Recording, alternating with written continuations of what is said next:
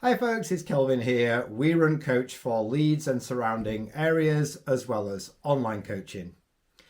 In this little video, I'm going to share some thoughts on a question that I'm getting asked a lot at the moment. And that is, how long should my long run be? So a lot of runners are training for spring events that are a bit longer, half marathons and marathons, and they're starting to stretch out their long runs. One thing to be really clear about here is running is more about global volume over days, weeks, months, and years than it is about the single long run. So the guide we have on the long run is somewhere between 25 and 35% of weekly volume, and we don't really want to go above that 35%. So if I use myself as an example, I'm training for a 100k race that's got 6,000 meters of elevation, so a mountain race. And at the moment, my weekly volume is up to around 45 miles. So I'm keeping my long run around 13 to 14 miles. So some people might be thinking, oh, hang on a minute, that's not a very long run for somebody doing 100k or maybe even for someone doing a marathon.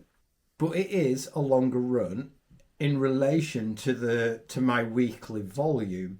And as my weekly volume increases, that might top out at about 60, maybe 65 miles a week. And then my longer efforts might be more in the sort of 16 to 20 mile bracket.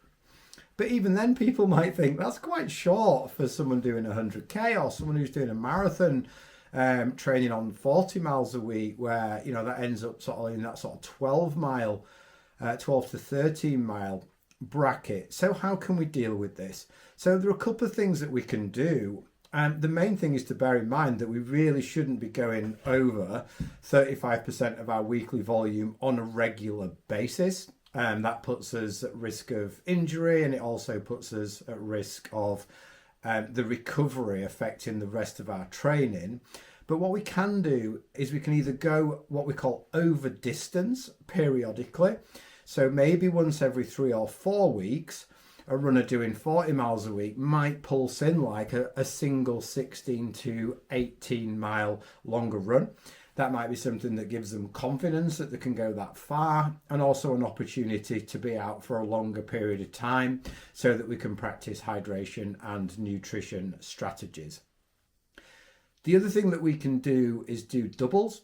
So we might do, an example might be that we do 13 miles on a Saturday and maybe do 8 miles on a Sunday. So that's a way of getting the volume in, but with some recovery. So we've maybe got 24 hours recovery between runs to top muscle glycogen back up, eat some protein, and get a night's sleep.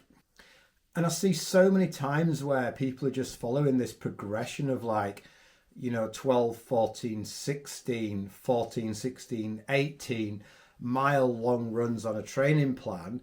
And they're trying to sort of put all their eggs into the long run basket.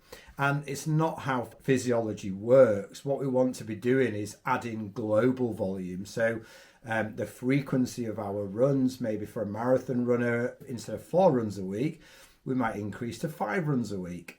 So we dilute that volume.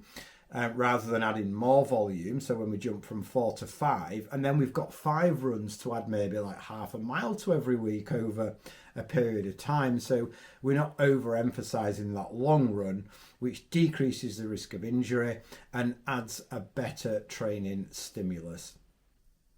So I hope that makes some sort of sense. And if you've got any questions, please pop them in the comments below. And for now, happy running.